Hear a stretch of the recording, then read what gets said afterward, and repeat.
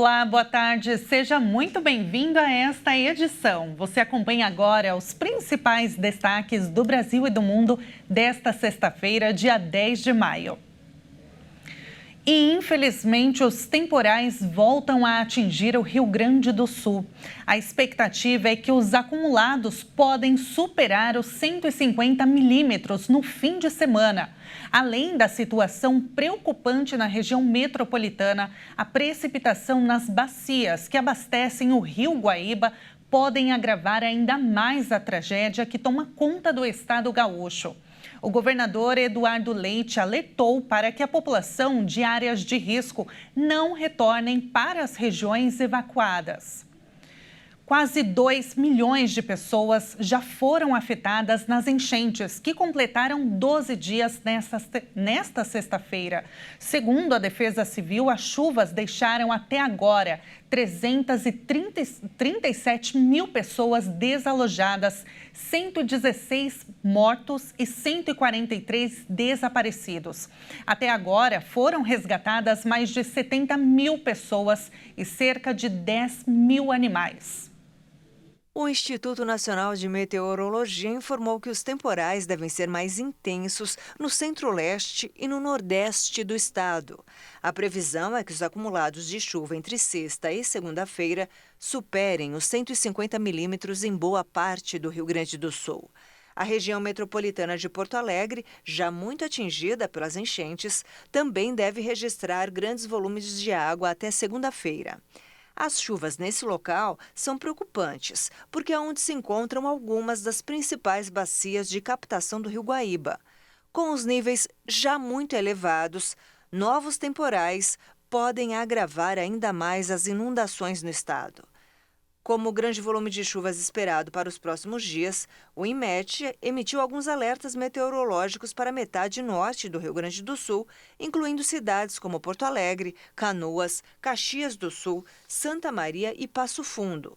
Nesses locais, as chuvas podem superar os 100 milímetros por dia. Os ventos intensos devem chegar até 100 quilômetros por hora.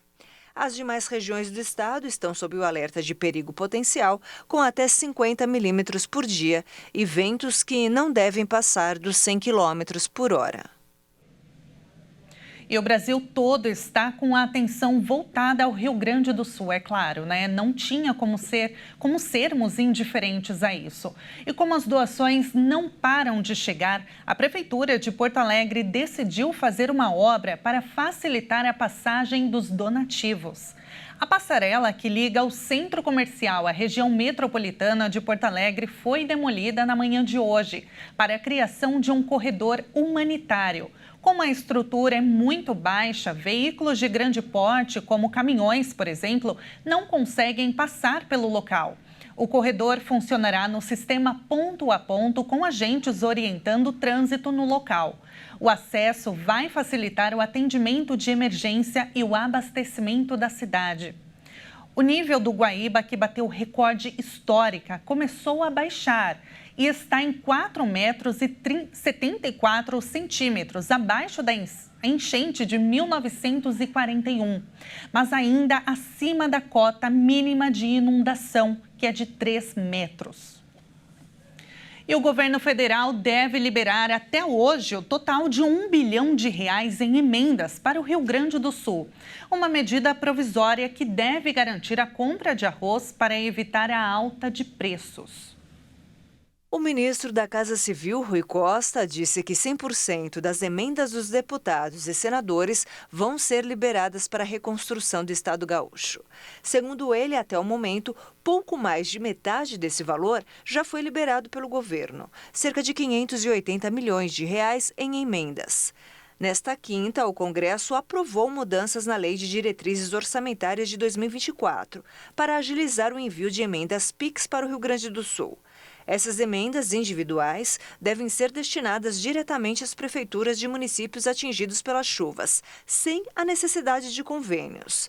De acordo com Rui Costa, também está em andamento uma medida provisória para a compra de grande quantidade de arroz para conter a elevação de preços. Isso porque cerca de 20% da colheita foi perdida e outra parte perdida em armazéns já colhida. O Rio Grande do Sul representa 80% da produção de arroz no Brasil. E na última terça-feira, a CBF comunicou que todos os jogos dos times gaúchos, como visitante ou mandante, serão adiados até o dia 27 de maio, devido às fortes chuvas que assolam o Rio Grande do Sul. Porém, o governo deseja que outra medida seja tomada, paralisando por completo os jogos do Campeonato Brasileiro por tempo indeterminado. Segundo André Fufuca, ministro do Esporte, hoje será enviado um ofício à CBF pedindo essa paralisação total do campeonato, alegando que a continuação das partidas nesse momento seja um prejuízo humanitário e esportivo. Vale destacar que, além do Campeonato Brasileiro, os times gaúchos disputam a Copa do Brasil, também coordenada pela CBF, e os torneios internacionais da Conmebol, como Libertadores e Sul-Americana, que adiou os jogos do Internacional e Grêmio.